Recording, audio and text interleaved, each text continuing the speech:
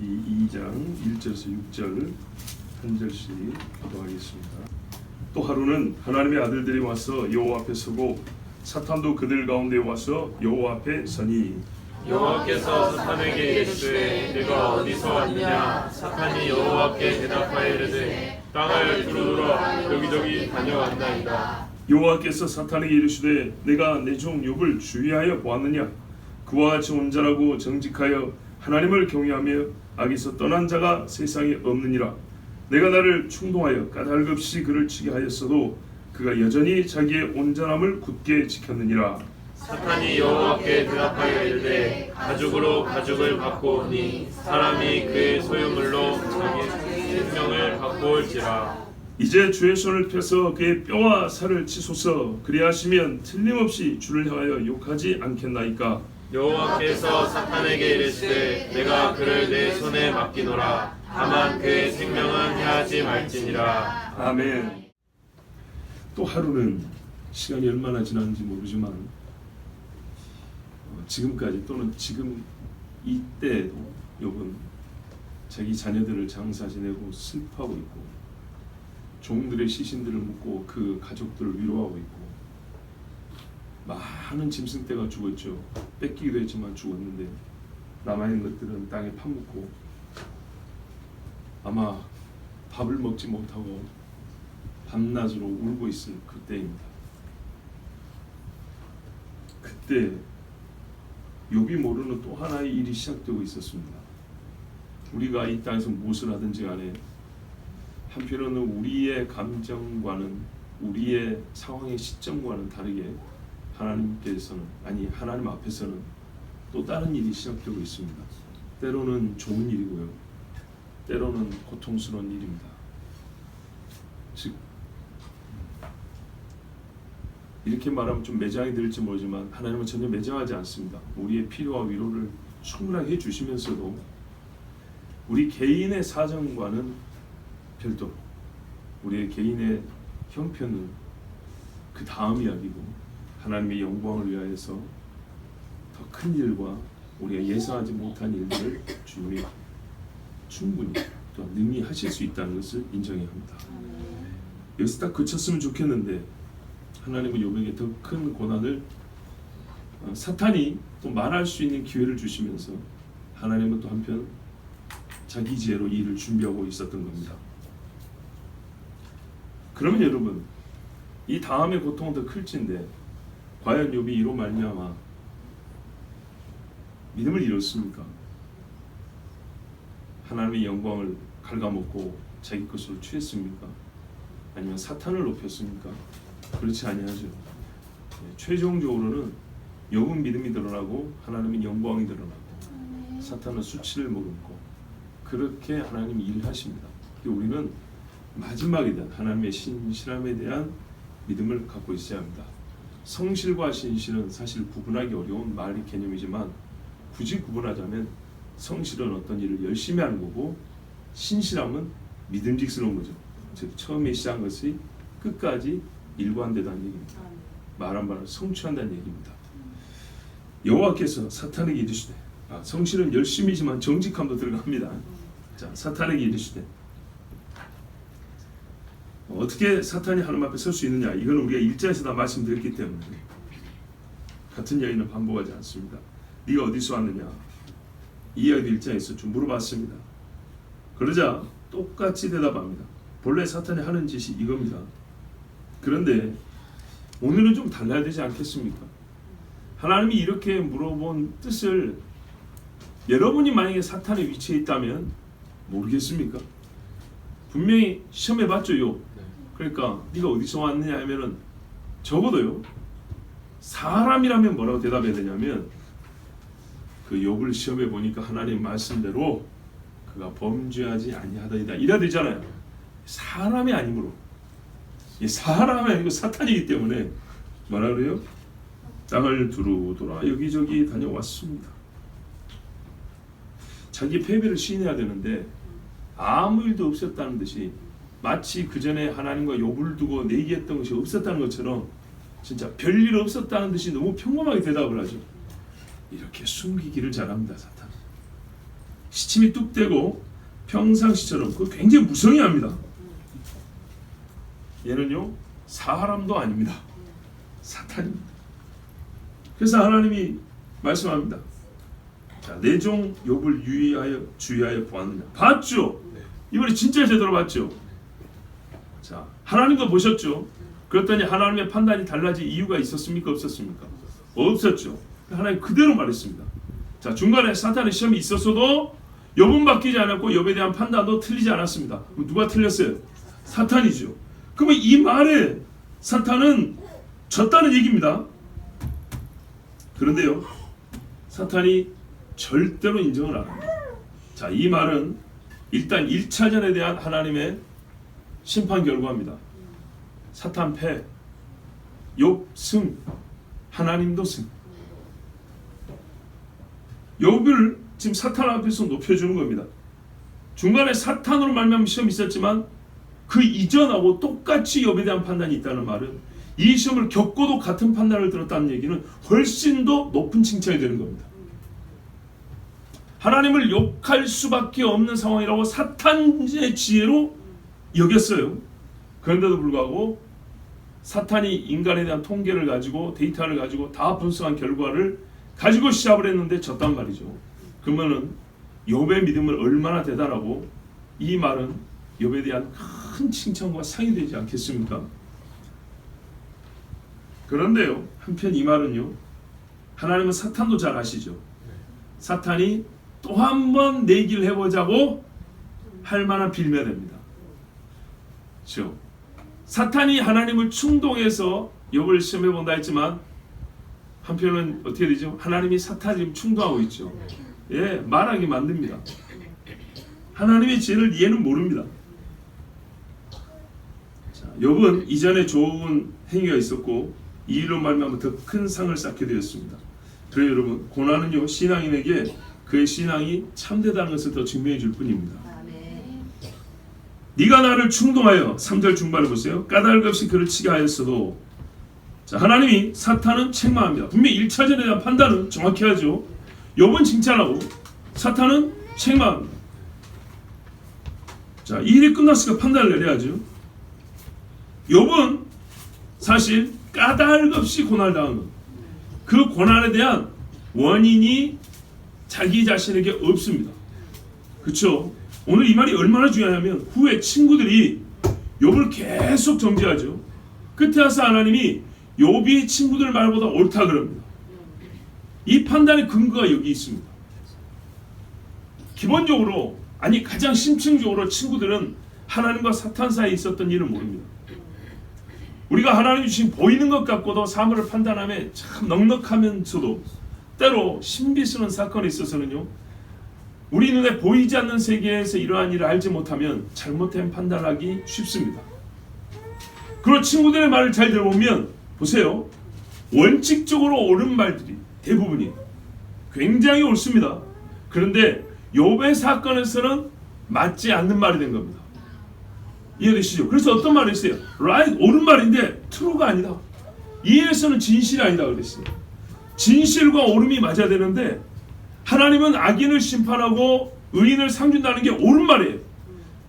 욥의 경우를 너무 일반화시켜가지고 하나님은 범죄자를 그냥 간과하시고 의인도 내버려 두신다, 절대 그렇게 생각하면 안 돼요. 기본 원칙은 하나님은 성경 전체를 보세요. 의인에게 상을 주고 악인을 벌하는 게 맞아요. 근데 욥의 케이스는 정말 알지 못하는 사건이죠. 의인인데 이렇게 큰 고난을 당할 수 없어요. 인류 역사상 자기 죄가 없이 이렇게 무지막지한 이 두 번째 시험까지 보면, 또 친구들까지 와서 하는 말 들으면 이렇게 무지막지한 시험을 당한 자가 없어요. 비슷한 사례가 있긴 있죠. 다윗이나 요셉 같은. 그렇죠?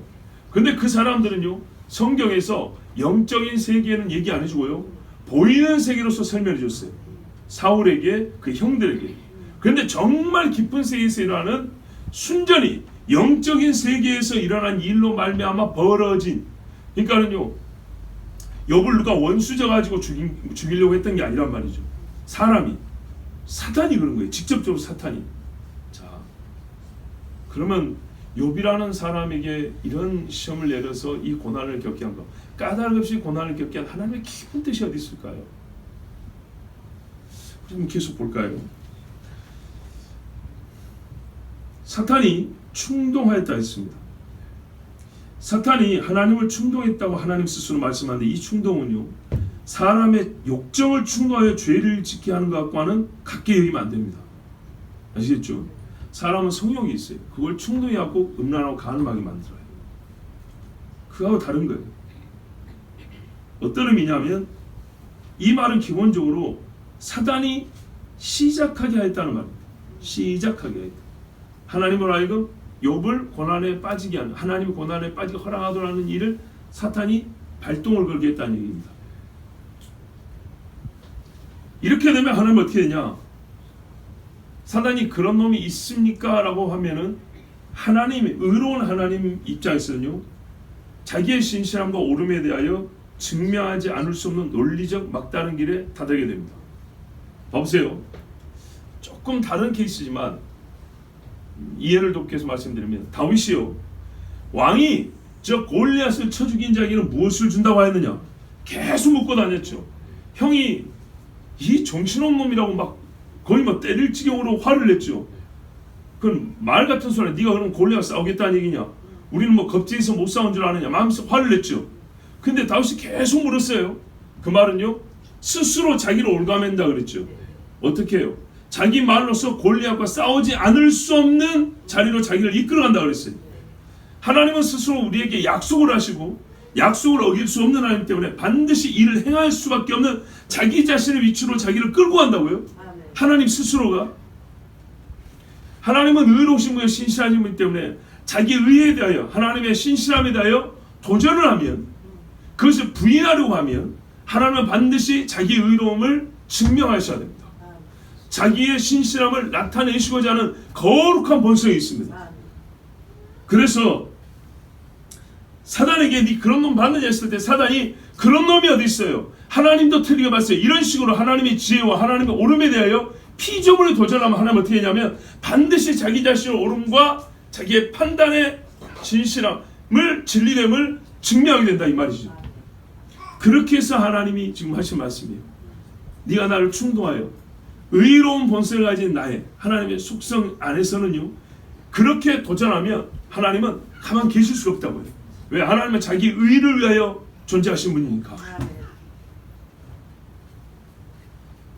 그래서 하나님의 깊은 지혜로서 이 일은 목적 있는 자기 압박적 행위를 하나님 스스로 만든 겁니다. 그러니까는요, 하나님이 보세요, 뭔가를 증명하고 싶어요.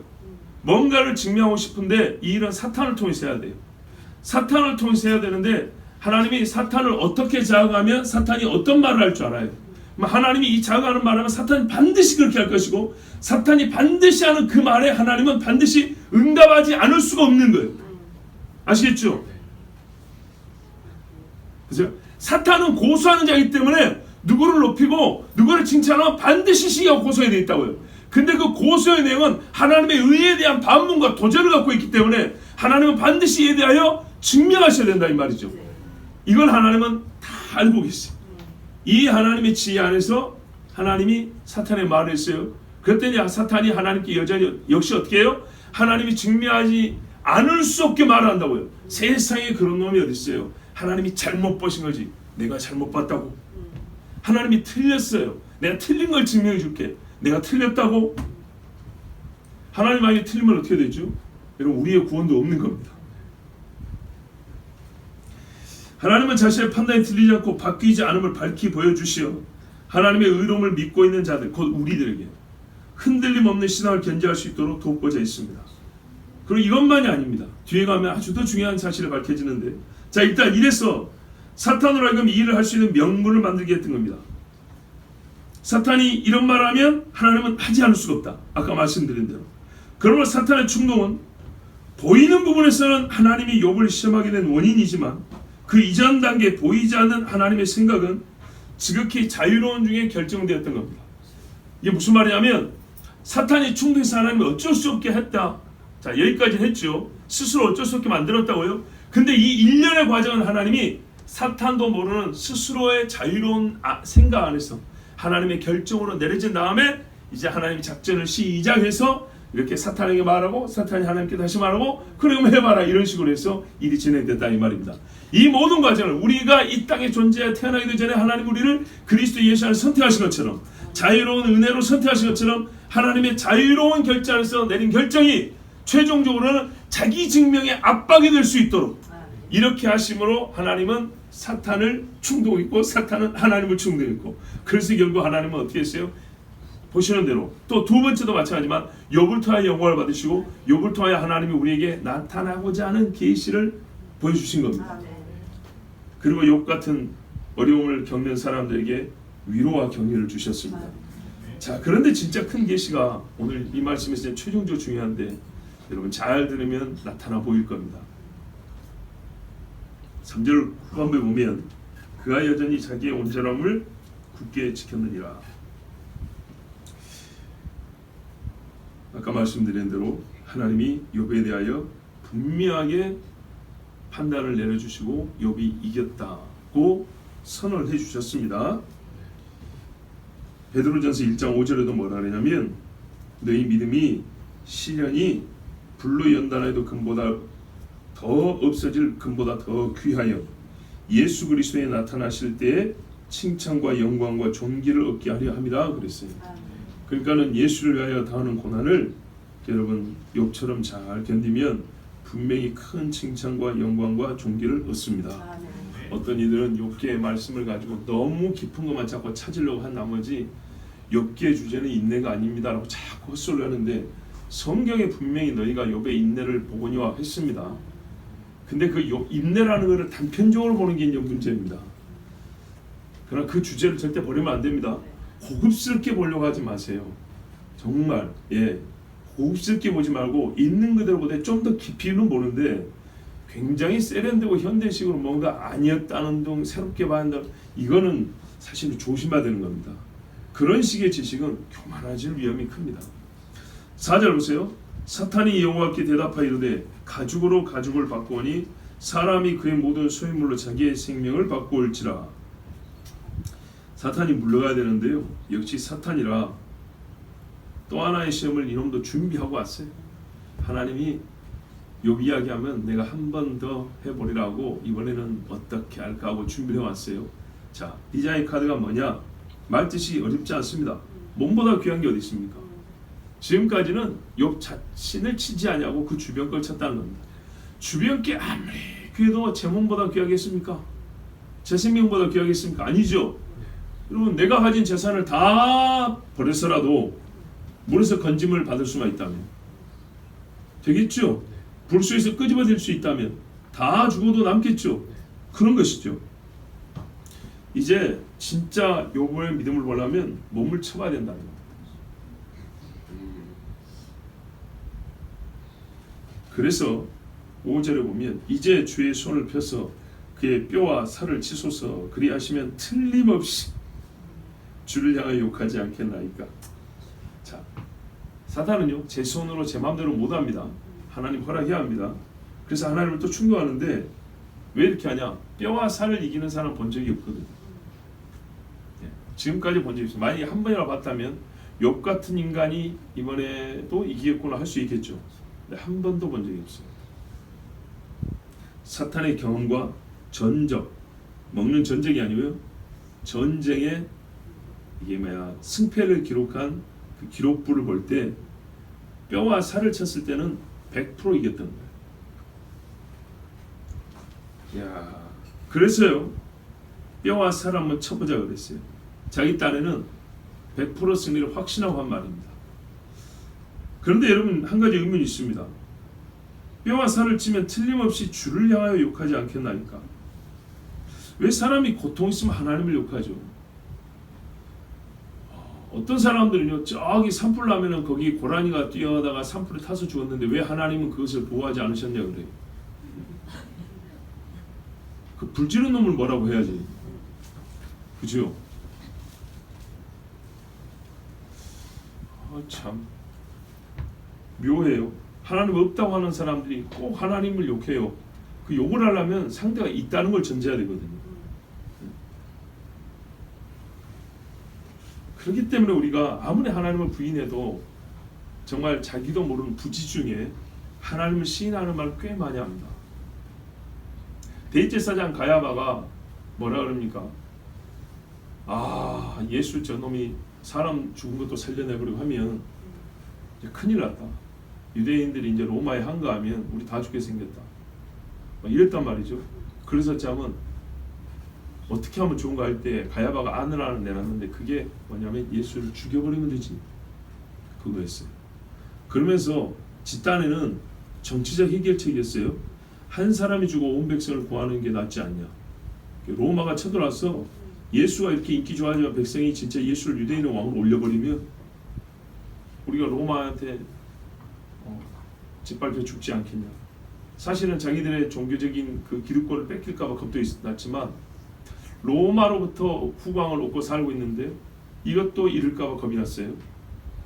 자, 그러면은요, 자, 이 가야바의 말이 정치적으로 읽으면 말이 됩니다. 예수 하나 죽여버리면 다 해결된 문제 아니냐. 그래서 보면 그 후로부터 그들이 예수를 잡아 죽일 궁리를 하더라 이렇게 나와 있어. 가야바의 말이 결정되게. 그런데 요몸에는 코멘트가 하나 붙어 있죠. 뭐라냐면 이 말은 그가 알고 한 말이 아니고 그해 대제사장이므로 한 말이라고 했어요. 영적인 의미가 있다는 겁니다. 그죠? 한 사람이 죽어 온 백성이 사는 것. 이게 바로 대속이죠. 그러니까 본인은 정치적인 1차원적인 입장에서 얘기를 한 거예요.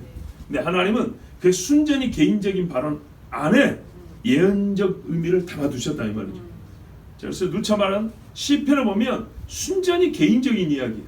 다윗도 개인적인 이야기를 많이 했어요. 근데 그 안에 하나님이 예언을 담아두셨죠. 야곱도 자기 아들들에 대한 개인적인 유언이에요. 근데 그 안에 하나님이 이스라엘 전체와 구원자에 대한 메시지를 담아두셨죠. 이런 것처럼 말이죠.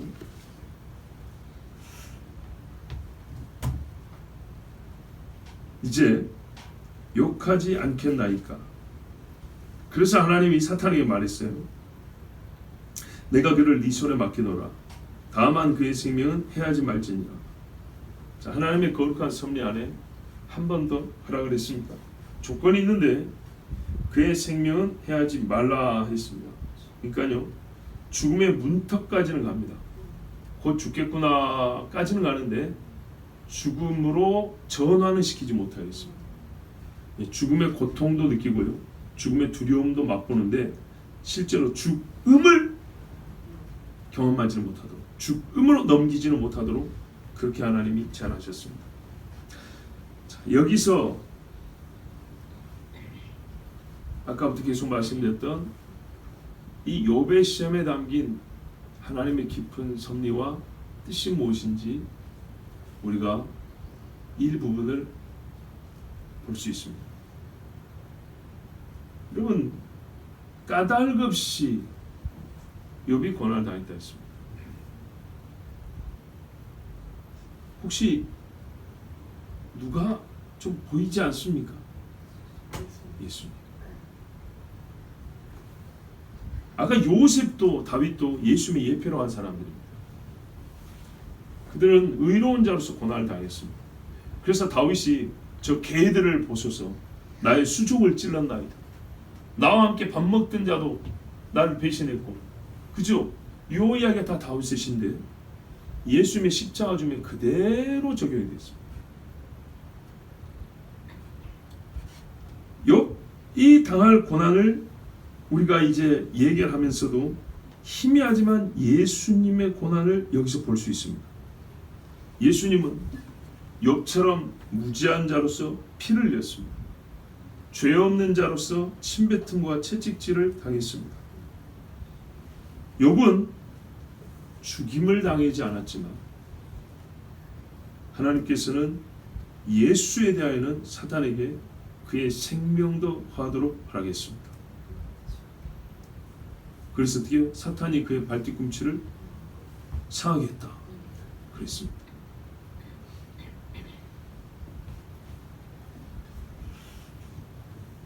짐승의 예표는 부활까지는 보여주지 못한다 했습니다. 그러면 여러분, 의인이 고난다움에 대한 예표인 요셉과 다윗과 욥은요 어디까지는 보여주지 못한지 아십니까? 죽음까지는 보여주지 못합니다. 그렇죠? 의인이 예수님과 같은 의의를 갖고 순전히 사탄에서 죽임을 당한 그런 의인은 없었습니다. 그렇죠? 죄 없이 까닭 없이 죽은 자는 없습니다. 짐승이 정말 죄 없이 죽었지만 예수님처럼 부활한 짐승은 없습니다.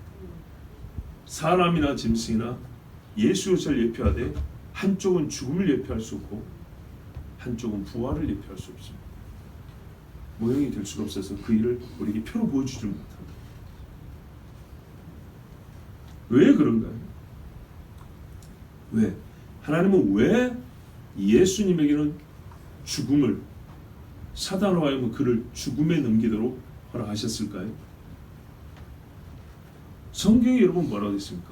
죽음을 통하여 죽음의 권세 잡은 자 마귀를 멸하시며, 그렇죠? 우리 죄를 씻을 뿐만 아니라 마귀를 멸하시게 하면 죽음을 통하여야 한다고 했어요. 욥이 아무리 어려워도 대속자는 아니고 다윗이 아무리 어려워도 중보자가 아닙니다. 욥은 성도의 인내를 보여주고 그 결말을 보여주는 것으로 그의 할 일을 다 할 것입니다. 당대로서 그걸 다 할 것입니다. 그러나 예언적으로 예표적으로는 예수께서 죽음으로 이 다음 아무리 사람이 어려워도 할 수 없는, 보세요, 예수 아닌 사람도 까닭 없이 고난을 당한다는 거예요. 예수 아닌 사람도, 즉 인간이 까닭 없이 고난을 당할 수 있다라는 그 원리를 가르쳐 주는 거예요. 이해되시죠? 그러나 죽음에까지 이른 사람은 없었어요. 까닭 없이 죽음 전까지는 모두 고난을 당할 수 있어요. 누구든지 반복하여 또 다른 욥 제2의 욥 제3의 욥도 가능해요. 그런데요 바로 이 단계를 넘어간 사람, 생명에서 죽음으로 넘어간 자는 오직 예수님밖에 없습니다. 그래서 이 앞에까지는 예표가 되므로 예수님이 이 땅에 공생에 사는 동안에 그가 당한 일이 무엇인가에 대하여 우리가 볼 수 있도록 깨달을 수 있도록 욥을 통해 가르쳐 줍니다. 실제로 예수님이 겪은 일 중에 사탄이가 복음서에 보면 얼마나 많이 기록이 되어 있습니까? 다른 사람들의 인생에 대하여 성경에 기록된 사건들은 많지만 그 사건들의 배후를 설명할 때마다 사탄이 귀신이 이런 일은 여러분 몇 번이나 봤습니까? 거의 못 봤죠. 뭐 요셉의 형들을 사탄이 충동하여 이렇게 표현은 안 돼 있잖아요. 자네야 악신이 사울에게 들어 다윗을 죽이려고 하고 여기는 나와 있죠. 그런데 예수님 때는요 더러운 귀신들과 이 사탄의 이야기가 참으로 많이 나와 있습니다. 예수는 죽음으로 죄를 다 제거하며 부활의 첫 열매가 되셔야 합니다. 죽음의 권세 잡은 자 마귀를 멸한 일을 하셔야 했기 때문에 하나님이요 까닭 없이 그를 죽음에까지 넘기게 하셨던 겁니다. 이것이 하나님의 지혜입니다. 사탄은 욥의 일을 통해서도 지가 이겼다고, 이길 것이라고, 세상에 자기의 옳음을 증명하고 하나님의 틀림을 증명하겠다고 까불었습니다.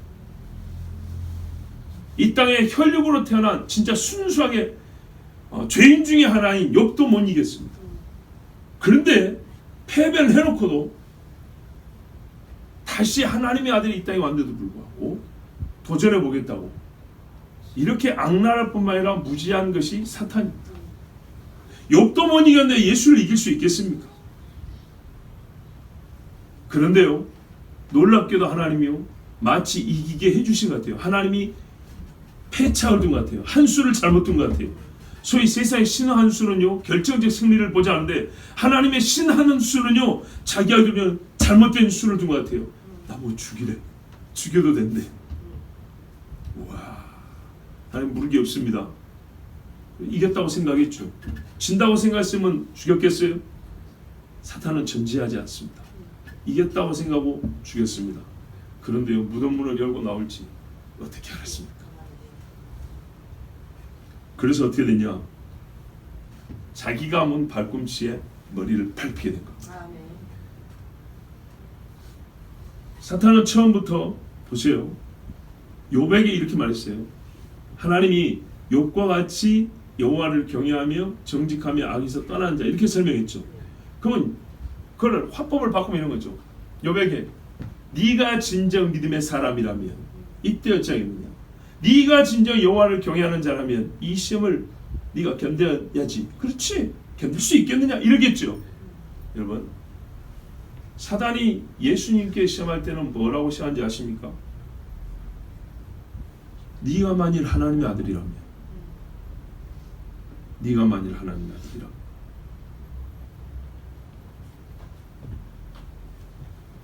이 말을 사탄이 하나님께 하는 말을 바꾸면, 하나님이 만일 예수가 정말 하나님 당신의 아들이라면 그를 시험해 보게 하옵소서. 당신의 말처럼 욥이 온전한 자라면 내가 시험해 보게 하옵소서. 당신의 말처럼 예수가 당신의 아들이라면 나를 한번 시험해 보게 하소서. 진실로 그가 십자가에 치욕을 당하고 제 목숨까지 내주며 당신 아들됨을 지키겠나이까? 욥이 모든 것을 잃고 몸이 상하고 죽음 직전까지 한데도 제 믿음을 지키겠나이까? 그래서 여자의 후손의 발꿈치를 상해할 수 있는 권한을 허락받았습니다. 하나님을 충동하여. 하나님 자신과 자기 아들에다 이렇게 말 때 하나님은 허락을 안 할 수가 없어요. 그러나 하나님이 이미 이길 것을 알고 그렇게 하신 것이죠. 결과 사단은 머리가 밟혔습니다. 바로 자기가 문 그 발꿈치에 머리가 밟혔습니다. 그러면 욥이 예수님의 예표라면 역으로 우리는 사탄이 여호와의 허락받은 욥에 대한 두 번째 시험의 결과를 알 수 있습니다. 예수님이 이겼죠. 여러분, 예표와 실체는요, 원인과 결과까지 똑같습니다. 욥이 예수님의 예표라면 실체인 예수님이 사탄에 어떻게 해요? 머리를 밟았죠. 그렇다면 우리는 사실 다 읽지 않아도 욥이 이 두 번째 시험에서도 어떤 결과를 얻을지 알 수가 있습니다. 욥이 이길 것입니다. 그리고 사탄은 더 큰 수치를 당하며 물러갑니다. 더 큰 수치를 당하며. 그러나 예수를 물을 때는 어떻게 돼요? 불못에 던져집니다. 오늘 설교 제목이 보면 한 번 졌다고 물러날 사탄이 아니며 그랬습니다. 보십시오. 고소자, 세상 끝까지 물고 늘어질 놈입니다. 사탄이 한 번 졌다고 물러날 놈이냐? 한 번 좋은 일이 있다고 우리가 이겼다고 이게 한 10년 가고 20년 가냐? 참말의 말씀. 잘해야 한 며칠 갑니다. 반드시 사탄이 또 시험에 들어옵니다. 하나님요, 우리의 의로움을 더 증명하시고 우리의 믿음을 더 견고하게 하시려고 사탄에게 한 번 더 해봐라 그럽니다. 계속 해보라 합니다. 여러분, 예수님이 공생의 내내 사탄과 계속 시험을 당하고 이겼다는 걸 아셔야 됩니다. 광야 시험만 아닙니다. 겟세마네도 보세요. 그렇죠? 이 잔을 내게서 옮기시옵소서까지 나올 정도였어요. 그 전에도요, 충분히 시험 드렸습니다. 다. 그러나 예수님이 다 이겼기 때문에 우리가 그게 눈에 잘 안 들어오시지, 다 시험했어요. 집에 갔더니 동생들이 조롱한단 말이죠. 동네 사람들이 미쳤다 그런단 말이죠. 이건 시험 아닙니까? 그러면 여러분, 사탄은 한 번 졌다고 물러날 놈이 아니라면 이렇게 물어보죠. 그럼 하나님은 한 번 더 테스트 해보자고 하면 그거 못 하실 분입니까? 횟수에 상관없이 오직 이기는 싸움만 하시는 하나님은요, 허락했다라는 말은 하나님이 이긴다는 말입니다. 그럼 우리는 어떻습니까? 이런 하나님과 사탄 사이에 있는 우리는 어떻습니까? 만일에 하나님이 우리에게 물어보신답니다. 사탄이 너를 한 번 더 시험하자고 한다. 내가 허락을 하랴 말랴 하면 여러분 어떻게 하시겠습니까?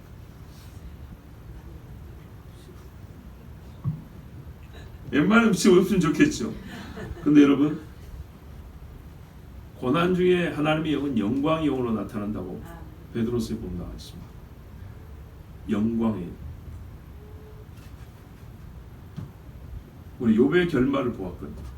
히브리서에도 너희를 말씀 가르치고 믿음으로 살아가는 사람의 그 결말을 주의하여 보고 그랬습니다. 하나님이 이렇게 물어보신다면 여러분, 한 번 더 이기겠습니까? 이번에는 지시렵니까? 한 번 더 이겨야 되겠죠. 한 번 이겼다고 만족할 우리가 아니며 또 이기고 또 이겨야죠. 생각하면 제가 얼굴은 못 봤지만 천국 가면 꼭 보고 싶은 사람 하나 있어요. 아니다, 많구나. 그 중에 보통의 경우 잘 언급하지 않는데 이제 저는 좀 보고 싶은 사람이 있어요. 우리아입니다. 우리아. 이 사람 우리 인간적으로 봐도요, 같은 남자 입장에서 굉장히 이거 참 마음에 눈물 나게 하는 인물입니다. 햇사람 우리아, 히타이트족, 가나안 7족속 중에 있어서 원래는 멸족을 해야 되는데 하나님의 은혜로 남았는데 예수님을 예표하는 다윗을 얼마나 충성되게 섬겼는가. 전쟁에서 휴가를 받아갖고 이제 왕이 불렀으니까 특별 휴가를 왔잖아요. 쉬지도 않냐고 군복을 벗지도 않았다고 했어요. 그 몸에 땀 냄새, 피 냄새, 범벅이다 보니 냄새 났을 것이고 대충 세수나 왔을 거예요. 갑옷을 안 벗었는데 어떻게 옷을 갈아입고 씻을 수가 있겠어요. 그런데 그날 밤에 왕이 베풀어진 잔치상 제대로 먹지도 않냐고 부하들하고 길바닥에서 자고 성문 앞에서 잤다 안 그럽니까? 그리고 그 뒤날 돌아가고 화살에 집중 맞아 죽었어요. 위에서 돌도 던지고 화살 쏘고야죠. 갑옷을 벗지 않냐고. 에베소서의 하나님의 전신갑주예요. 싸움이 한 차례로 끝나냐? 여러분, 전쟁은요 한 번의 전투로 끝나지 않습니다. 전투 아시죠? 한 번 맞붙으면 전투라 그래요. 근데 이 전투가 붙어서 모여서 큰 전쟁이 되는 겁니다. 옛날에 우리 6.25 때도 백마고지 한번 그 고지 탈환하려고 얼마나 많은 전투가 있었습니까? 그래서 주인이 바뀌고 있다 그랬죠. 여러분, 우리의 전투는요 한 번으로 끝나지 않습니다. 평생에 하나의 큰 전쟁이 있습니다. 사탄과의 전쟁이라는 큰 전쟁이 일생에 있습니다. 그리고 전투는 매 순간마다 있습니다. 사탄이 한 번 졌다고 물러설 놈이 아닙니다. 우리도 한 번 이겼다고 만족하고 잠잘 사람들이 아니며, 예, 이기십시다. 하나님은 우리의 믿음을 더 크게 하시고 우리로 하여금 하나님을 영화롭게 하기 위해서 사탄의 충동에 때로 까닭도 없더라도 한 번 시험해 보라고 할 것입니다. 사탄이 의기양양하게 돌진해 올 것이지만 여러분, 성경에 하나님의 전신갑주를 입은 자는 능히 이기고 마지막에 선다 그랬습니다. 승리자로 섭니다. 예, 한 번 이겼다고 너무 기뻐하지 마십시오. 혹 교만하지 마십시오. 긴장을 늦추지 말고 2번, 3번 연거푸 싸워서 계속 이기는 하나님의 사람들이 됩시다. 우리 시간 함께 기도합니다.